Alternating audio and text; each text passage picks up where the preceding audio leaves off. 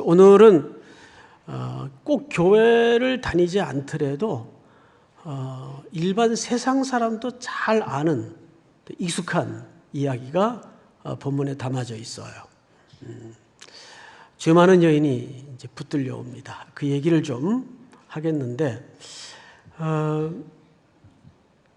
늘 그 세상이 그래요.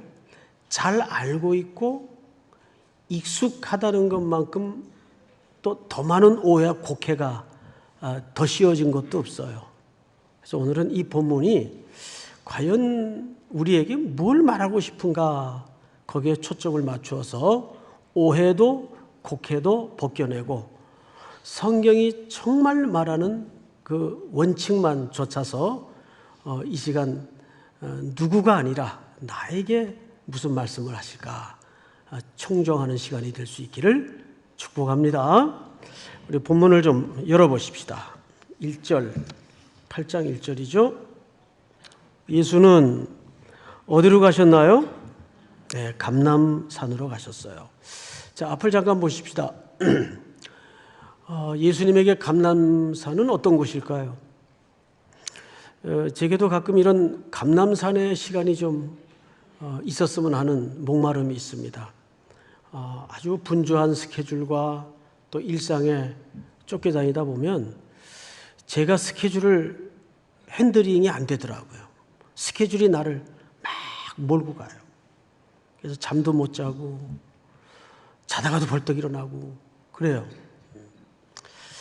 오늘 새벽에는 축구 보려고 일어났다가 그냥 깜빡 잤어요. 근데 문제는 예수님에게 항상 이 감람산이 참 중요한 시간이었고 공간이었어요.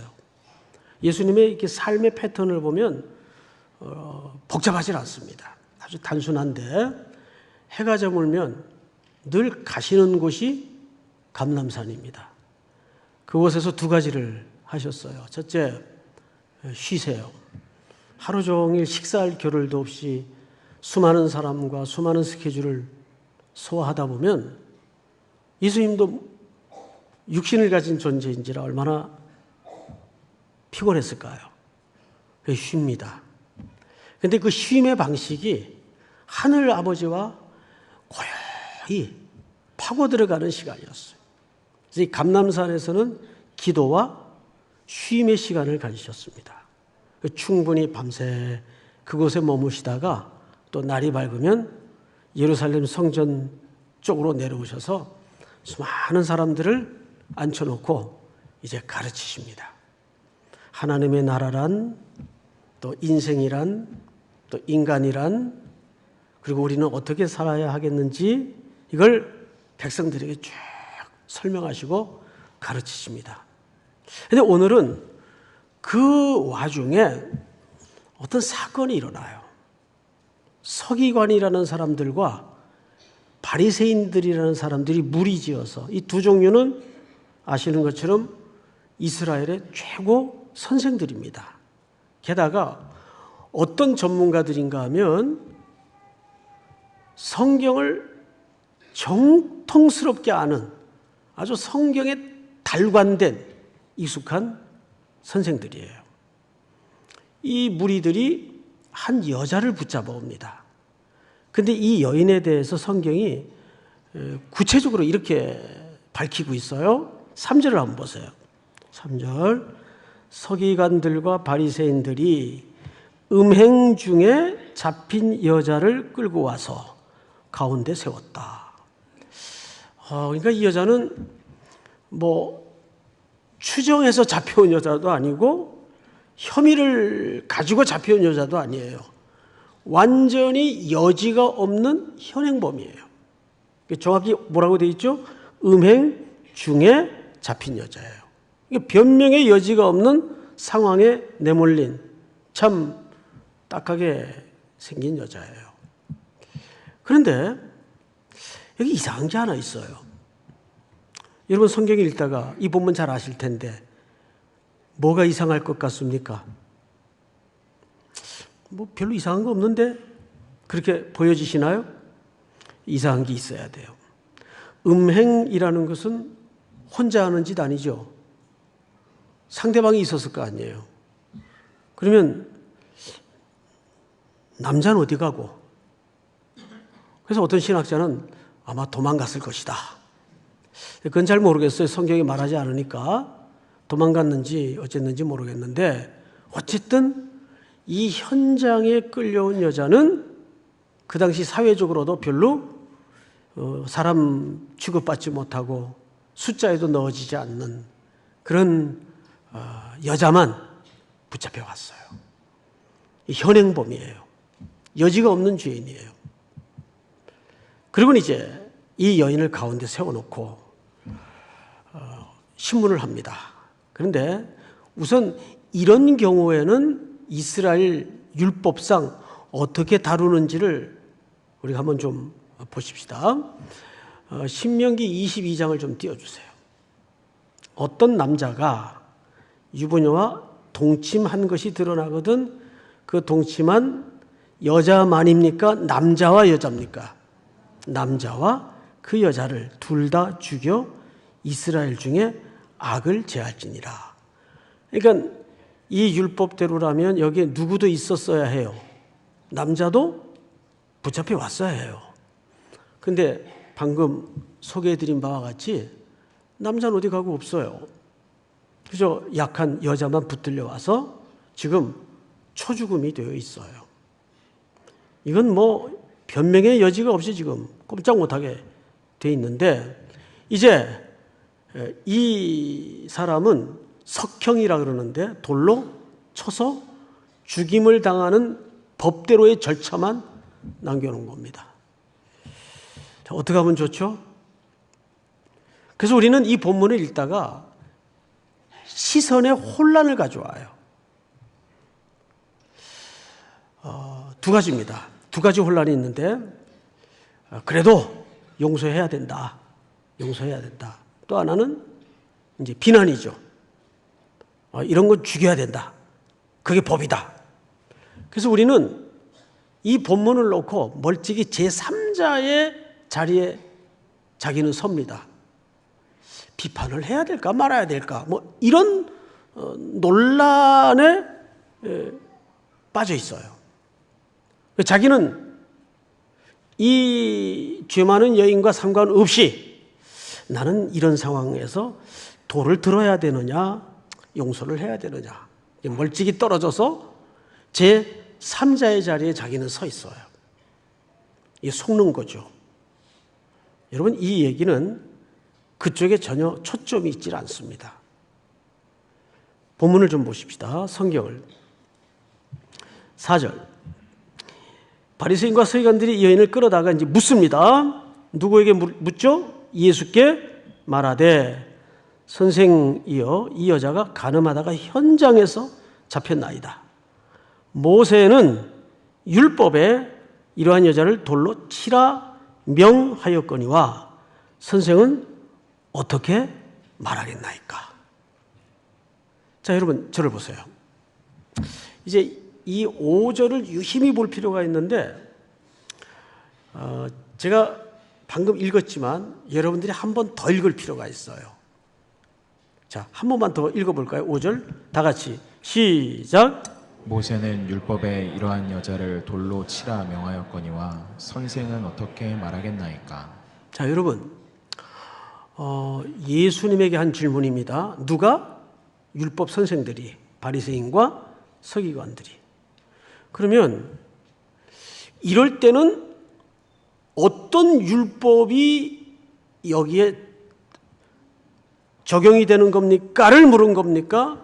아니면 이럴 때 돌로 치라 했는데 당신은 어떻게 해석합니까? 라고 물은 겁니까? 율법이 뭐냐를 물은 거예요? 이럴 때는 어떻게 해석해야 되느냐로 물은 거예요? 해석입니까? 율법입니까? 해석이에요. 선생님은 율법 잘 아시는데 율법은 자기들도 잘 알아요. 예수님은 당연히 잘 아시고. 그래서 이 사람들이 이 죄 많은 여인을 중앙에 세워놓고 물은 거예요. 이럴 때는 어떤 율법을 적용하는 게 맞는 겁니까가 아니라 이럴 때는 돌로 치라는 율법이 있는데 당신은 어떻게 말하겠습니까? 해석을 물었어요. 이게 중요해요. 왜 해석을 물었을까요? 요한이 다행히도 아주 명확하게 그렇게 물은 이유를 성경에 기록을 했어요. 6절 제가 읽습니다. 그들이 이렇게 말함은 고발할 조건을 얻고자 하여 예수님을 뭐함이로라? 예수님을 시험하고자 하는 것이 목적이었어요. 자, 저를 보세요. 그러니까 서기관들과 바리새인들은 현장범인 여자를 붙잡아 와서 이 여자가 저지른 죄에 분기탱천해가지고 어떻게 이런 죄를 우린 묵과 못합니다 라든지 이 여인을 어떻게 하면 좋을까요? 이 여인의 어떤 영혼에 대한 관심이 없어요. 오로지 이 죄 지은 여인을 빙자해서 사실 초점이 여인보다는 누구에게 몰려져 있는 거죠? 예수님을 걸어 넘어뜨리려는 것이 진짜 목적이에요. 그러면 이 질문에 왜 예수님이 넘어져야 할까요? 자, 사실 예수님은 지금 올무에 걸린 겁니다. 보세요. 율법은 질문한 이 사람들도 잘 알고 예수님도 잘 알아요. 자, 두 가지 대답밖에 없어요. 예수님의 입장에서 두 가지 대답을 해보겠습니다. 예수님의 평소 행동과 언어대로라면 이런 대답이 나와야 마땅치 않겠어요? 그래도 생명은 소중한 것이니까 한 번 기회를 줘서 용서해야 되지 않겠습니까? 이렇게 답변을 했다면 예수님이 그럼 어디에 위배가 됩니까? 율법의 위배가 돼요. 율법을 누구보다도 잘 알고 있는 예수님이실 텐데 율법대로 처치를 안 하고 율법하고 상관없이 그냥 무조건적인 자비와 용서를 핑계로 그냥 덮어줍시다. 이러면 이들의 입장에서는 어디에 위배가 된다고요? 율법의 위배가 돼요. 이렇게 대답해도 걸리는 거예요. 예수님은 걸리게 돼 있어요. 반대로 율법에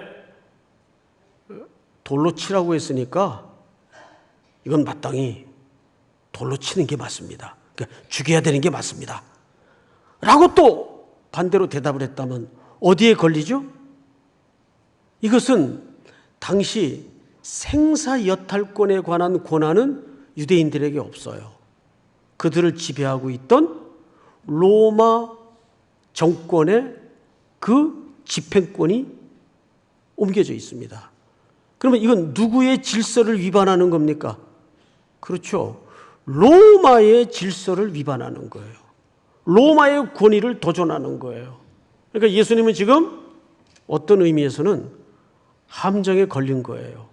이렇게 대답을 해도 율법에 걸리고 또 이렇게 대답을 하자니 로마법에 걸리고 진퇴양난에 빠진 거예요.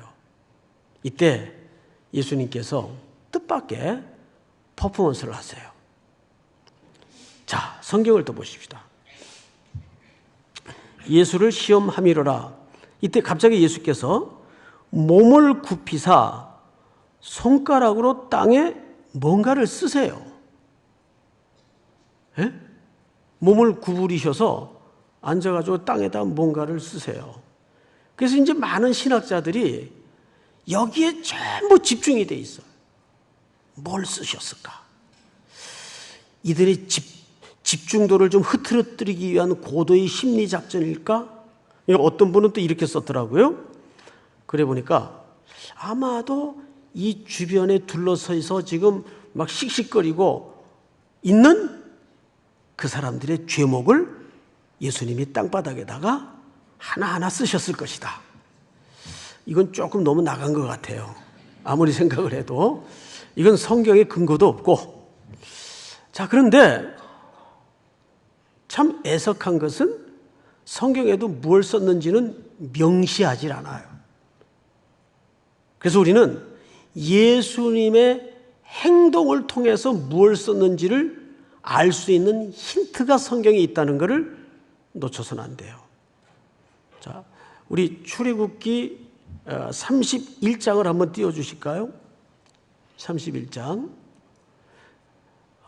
여호와께서 시내 산 위에서 모세에게 이르시기를 마치신 때에 증거판 둘을 모세에게 주시니 이는 돌판이요 하나님이 친히 뭐 하신 것이더라? 쓰신 것이더라. 놀랍게도 성경에는 하나님이 글씨를 쓰신 경우가 구약에 또 한 분 있더라고요. 뭘 쓰실 때? 돌에다가 십계명을 써서 모세에게 주실 때.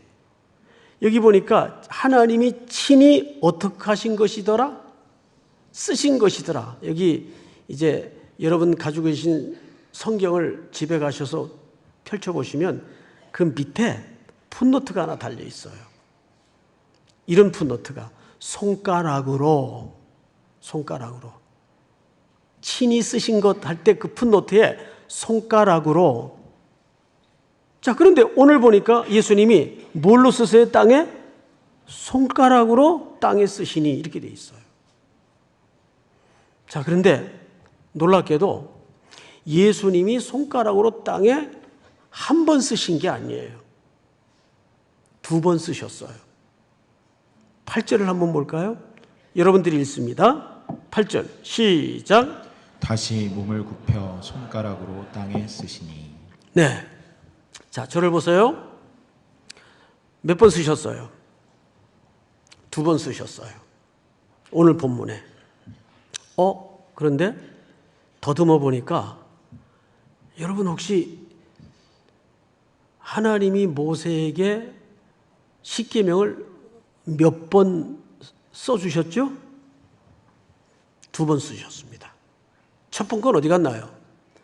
우상 숭배에 빠진 이스라엘을 벌하기 위해서 모세가 깨트려 버리죠. 그래서 모세가 중보 기도 끝에 다시 돌판을 받아 들고 내려옵니다. 그러면 정확하게 몇 번 쓰신 거예요? 2번 쓰신 겁니다. 정확하게 오늘 본문에서도 예수님이 땅바닥에다가 손가락으로 글을 몇 번 쓰세요? 2번 쓰세요. 그래서 추정컨대 많은 보수주의적인 개혁주의적인 학자들이 이 땅바닥에 쓴 글은 십계명일 것이다. 이렇게 추정을 합니다. 근데 그게 거의 정설이에요. 자, 그러면 이제 우리가 여기서 조금 더 진전해서 풀어내야 될 해석학적인 과제가 있어요. 그 과제가 뭐냐면 어렵지 않아요. 우선 질문을 여러분들에게 할게요. 6절과 8절 사이에는 뭐가 있나요? 7절이 있죠. 어렵지 않죠? 자, 그 7절을 한번 읽어보십시다. 첫 번째 글을 쓰시고 나서 7절 그들이 묻기를 맞이 아니하는지라 이에 일어나 이르시되 너희 중에 죄 없는 자가 먼저 돌로 치라 하시고. 자, 이제 핵심에 들어왔어요. 앞을 보십시다. 예수님이 처음에 땅바닥에 손가락으로 십계명을 쓰시고 나서, 그러니까 사람들이 그것을 주목해서 봤을까요? 안 봤을까요? 봤죠, 당연히. 근데 뭘 쓰시더라고요? 십계명을 쓰시더라고요. 그러면 이 십계명은 이 율법 선생들에게는 너무도 익숙하게 잘 아는 내용이에요. 이 지금 뭐야? 십계명 쓰시잖아. 그리고 슬며시 일어나셔서 예수님이 하신 말씀이 이렇게 얘기하십니다. 너희 중에 먼저 죄 없는 자가 돌로 치라. 그러니까 이 말은 용서해야 된다는 말이 아니에요. 더 중요한, 더 높은 얘기입니다. 잘 들으셔야 돼요. 지금까지 잘 듣고 계시지만 좋다. 율법대로 집행하자. 그 뜻입니다. 이 여자의 죄악은 율법대로 돌로 내침을 당해서 죽는 것이 맞다. 그러면 율법대로 집행하자. 그런데 조건이 있어. 누가 이 집행관, 심판관이 될래? 너희 중에 일단 심판관이 되려면 심판관을 내가 지정할 텐데 죄 없는 사람이 먼저 나와라. 그러면 이것은 그냥 무조건 용서해 주자는 말이 아니에요. 하자고 말이에요. 심판하자. 그런데 먼저 죄 없는 자가 나와라. 이렇게 됐어요. 아무도 안 나왔죠? 뭘 드러내는 겁니까? 여기 서 있는 여인이나 분기탱천에서 돌멩이를 들고 씩씩거리는 너희들이나 같다는 얘기예요. 누구도 돌을 들어서 이 심판을 집행할 의로운 존재가 아무도 없더라고요. 그리고 마지막에 누구만 남죠? 성경을 9절에 보십시오. 9절 보니까 다시 손가락으로 십계명을 쓰시니까 그들이 이 말씀을 듣고 양심의 가책을 느껴. 자, 원문에는 양심의 가책이라는 말이 없어요. 그러니까 이들이 반성하고 회개하고 돌아갔다는 말이 아니에요. 들통이 나서 부끄러워 도망간 거예요. 반성하고 양심의 가책을 받아 돌아간 게 아니에요. 원문에는 이 양심의 가책이라는 말이 없어요. 그리고 어른으로부터 젊은이까지 하나씩 나가요. 그리고 마지막에 누구와 누구만 남아요? 네? 예. 마지막에 예수님과 여인만 남아요. 자, 그럼 이게 무슨 그림이죠? 이 여인을 유일하게 심판할 사람은 누구밖에 안 남았다는 얘기입니까? 그렇죠. 예수님밖에 안 남는다는 얘기예요. 예수님은 죄가 없으세요. 마지막에 이 여인을 정말 심판할 사람은 예수님밖에 없다는 얘기예요. 그러자 아주 감격스러운 대화가 마저 이어집니다. 성경을 또 보십시다. 예수께서 일어나사 여자 외에 아무도 없는 것을 보시고 이르시되 여자여 너를 고발하던, 여기서 여자여라는 말은 기나이라는 말인데 예수님의 어머니에게 썼던 표현과 같은 단어입니다. 그러니까 예수님은 이 여인을 이미 용서하고 들어가시는 거예요. 그리고 보세요. 고발하던 그들이 어디 있느냐? 너를 정죄한 자가 없느냐? 드디어 여인의 목소리가 처음으로 등장합니다. 여인이 처음으로 입을 열어요. 대답하되 주여 없나이다. 여러분 지금 이 말을 그렇게 덤덤히 들어서는 안 돼요. 에? 여인이 뭐라 그랬다고요? 주여 없나이다. 이 말은 무슨 말일까요? 유일하게 이 여인을 죄 없이 심판주로서 심판할 분은 예수님밖에 없어요. 그런데 예수님은 이 자리에서 이 여인을 안아주고 용서해버립니다. 왜? 여러분, 예수님은 바로 이 여인의 허물 많은 죄를 끌어안고 대신 십자가에 죽기 위해서 이 땅에 오신 거라고요. 참, 아까 남자는 사라졌다 그랬어요. 그러니까 이 여인은 참 불행한 여인이에요. 죄인이긴 한데 참 외롭고 불행한 여인이에요. 근데 마지막에 예수님은 유일하게 심판하실 분으로 남았지만 예수님은 또한 이 여인의 죄를 끌어안고 십자가에 대신 죽으시면서 이 여인의 뭐가 되어주시는 거예요? 영원한 참된 신랑이 되어주시는 거예요. 영원한 참된 신랑.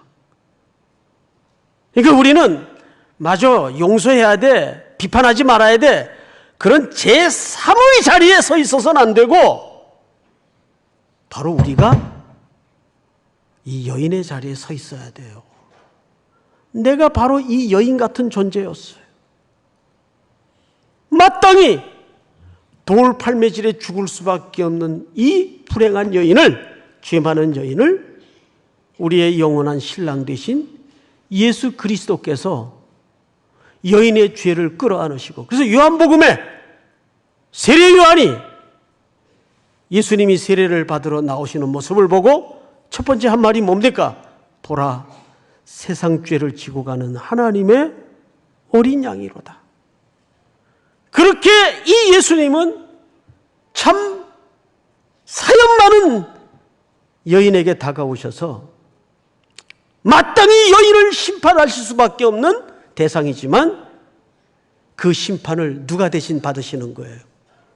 자신이 대신 받으시고 여인을 품어주시는 거죠. 여러분들은 이 여인에게 용서를 해야 되느냐, 비난을 해야 되느냐, 제3의 자리에 있어서는 안 돼요. 그 여인이 서 있는 자리는 또 다른 누구의 자리가 아니라 바로 송태근이 있어야 될 자리고 우리가 있어야 될 자리입니다. 그렇게 영원한 신랑이신 예수 그리스도께서 오셔서 우리의 슬픈 운명을 끌어안으시고 십자가에 대신 죽으심으로 우리에게 영원한 참된 신랑이 되어주시고 얼룩만 우리 인생을 다 주의 보혈로 깨끗이 덮으시고 나의 신부, 나의 사랑으로 불러주시는 겁니다. 믿습니까? 제가 즐겨 부르고 좋아하는 찬양 가운데 천번을 불러도라는 찬양이 있어요. 아시죠, 여러분? 그 가사를 제가 좀 읽어드릴게요. 저는 이 가사가 처음엔 되게 싫었어요. 무슨 신파도 아니고 무슨 천번을 불러도 뭐 표현이 이렇게 진보하냐. 그러다가 어느 날 성광처럼 들어오는데 천번이 뭐야. 수천 번을 불러도 주님의 이름은 마름이 없어요. 늘 목이 마른 이름이에요. 천번을 불러봐도 내 눈에는 눈물이 멈추지 않는 것은 십자가의 그 사랑, 나를 살리려 지신 그 십자가, 모든 물과 피, 나의 더러운 죄 씻으셨네. 나를 향한 그 사랑, 천번을 불러봐도.